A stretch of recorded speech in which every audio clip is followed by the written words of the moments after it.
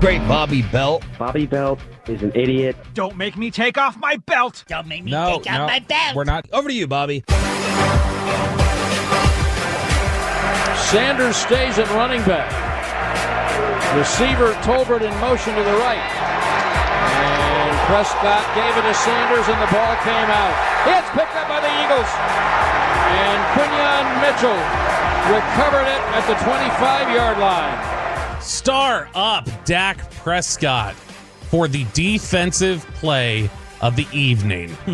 I swear, when that ball was fumbled and it was picked up, and I don't know if I processed quickly enough if that's Dak standing there, but I saw there is one person standing there, and if that person does not stop them, this is a touchdown because it was just clean sailing the other way for 90 yards. Yes. And they ultimately get it. Let's talk about some star up, star down here as the Cowboys drop the opener 24-20 against the Philadelphia Eagles. This is Below the Belt, which is sponsored by D&M Leasing and Window Nation.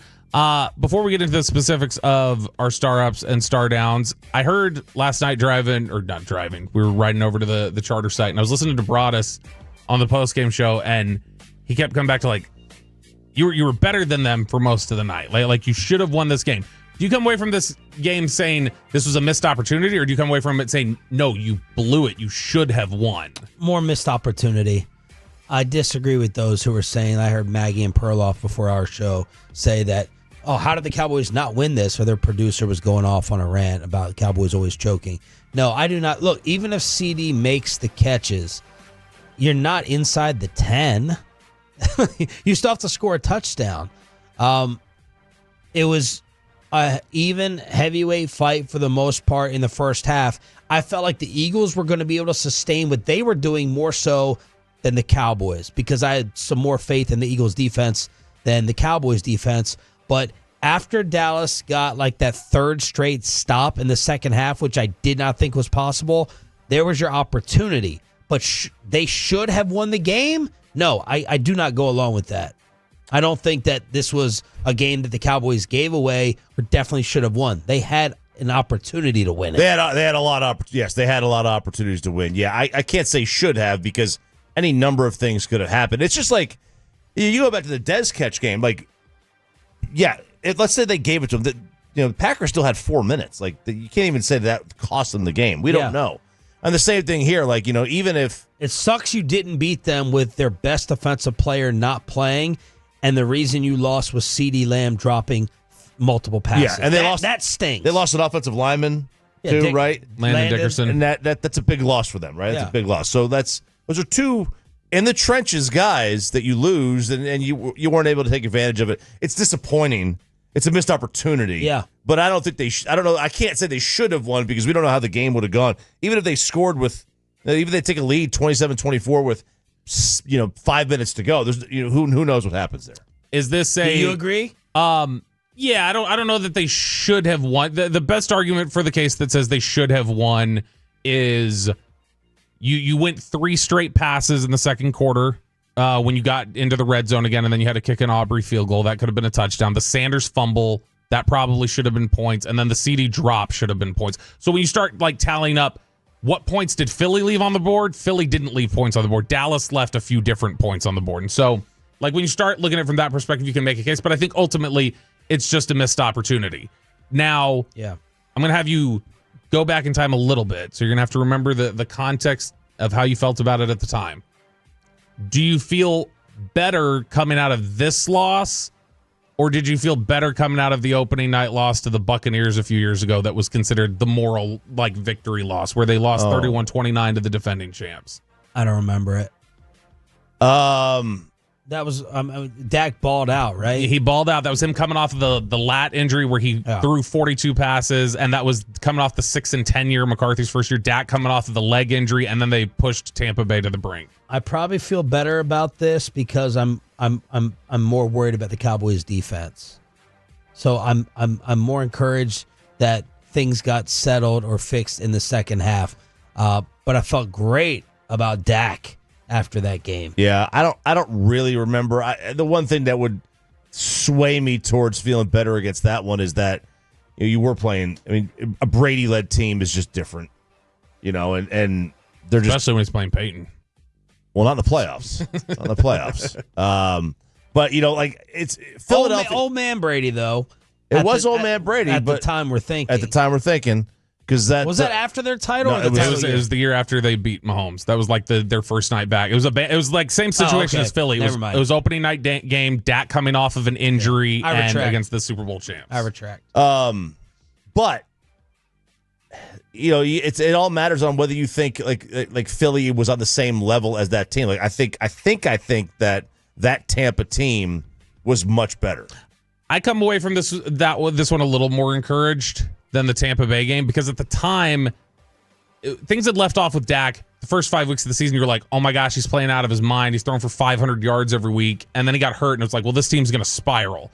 So like you knew they had talented players. They still had Amari Cooper. They had their strong receiving core. They still had the running game that was building. So like you knew Dallas was talented. It was just a matter of like how healthy does Dak look when he comes back.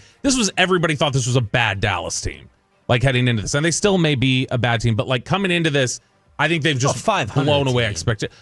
Yeah, or we heard from Nick Eatman. I felt this way, like 500 that then became maybe like a little below 500 after we saw them. 8, 9.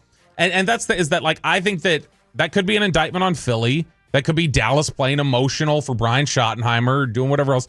But I came away from this one more impressed with them in this than I did in that Tampa game. Some of the star up, star down. I'm going to mention a couple people that we have not talked about yet. Star up, star down brought to you by Wild Force. Star up, Osa Odigizua played well. I thought that Osa was good. See him showing off them guns walking in the pregame outfit. My goodness. He's a tank. Dude. He is a unit. But I thought Osa was really good in this one. And I think when I watch the tape back over the weekend, I think I'm going to see that Osa, Marshawn Nealand, maybe some Solomon Thomas. Those are going to be the guys that I'm pretty impressed with. The star down, and I understand rookie, everything else. Donovan Ezraku's we got to show, especially when Brian Schottenheimer's telling. I think it was on our pregame. Brad Sham, he was telling Brad Sham that he thinks Ezraku. He used the term star, like that. I think Donovan Ezraku is going to be a star in this league, and he's an advanced pass rusher. He's supposed to have pass rush moves that can come in here and make a difference.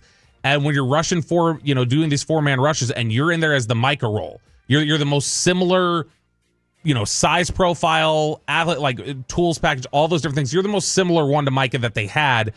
You've got to step up and perform in a big way, especially after the training camp where everybody was raving about you. Yeah. Right now he's looking like a training camp star, and it has not been maintained since. Yeah, and that to me is just the most frustrating aspect of this, because I had said I looked at, even with Micah here, I thought Ezraku 6 sacks as a rookie minimum, because I think he's just, in situational pass rushing instances, he's going to be able to use that toolbox to his advantage and be able to show that he's an advanced rusher.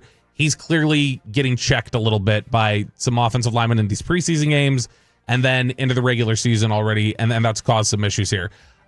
Another one, and we've made reference to it, I got to give this star down to overall played well. Kyer Elam giving up that long third down catch on 51 yards down the field to Dotson. That turned into points. That was... in a game where it was kind of ping-pong back and forth, 6. that felt like... before the half. Just devastating. Yeah, I was just begging for one third down stop. And Dotson, of all... this wasn't... You got beat by Smith. This wasn't A.J. Brown. You let Jahan Dotson, who has been a bust to this point of his career, get you deep down the field. That was a tough one to swallow. And they end up going 8 plays, 81 yards in a minute 43, and take the lead before the half with 51 seconds left. That was a gut punch. Yeah, Saquon, that was his touchdown. But the Cowboys, to their credit, had an awesome response with a field goal. Hit the 53-yarder before the half. But 44 seconds to go. But they got a touchdown. And I was, wondering how they were going to play this. And I was thinking to myself, we are not far removed from an era that even if you had 3 timeouts and 44 seconds left at your own 15, you're taking a knee. Yeah. We are not far removed from that. And thank God. Thank God that awful era of football is gone. My favorite moment in terms of decision-making, trust between coach, quarterback, everything else that happened in this game was on that 2-minute drill at the end of the half, which was they use up the second timeout. There's 15 seconds left, 14 seconds left, something like that. And at that stage, I think it was like a 65-yarder for Aubrey. And so when they McCarthy would have kicked that. he would have kicked it And kneeled and then kicked. And Schottenheimer, you saw Dak on the broadcast like putting his hands up and say like, I got it, like letting Schottenheimer know like, I got it, we're good, we'll be fine. McCarthy would have called a draw play probably with no timeouts and 15 seconds left. But hey, McCarthy was loving the Cowboys yesterday on McAfee. He goes, you better take the Cowboys in the points. He was absolutely right about that. And he was raving about the Cowboys moving forward. So Dak drops back. I think it was to Pickens. It was Pickens or Lamb, but I think he threw to Pickens there, where it was drop back, get the ball out, complete it. Everybody got up to the line of scrimmage quickly. Everybody got set. They let the ref touch the ball. That was a big thing too. And then they spiked the ball with that 3 seconds left, put Aubrey in a position to get those 3 points.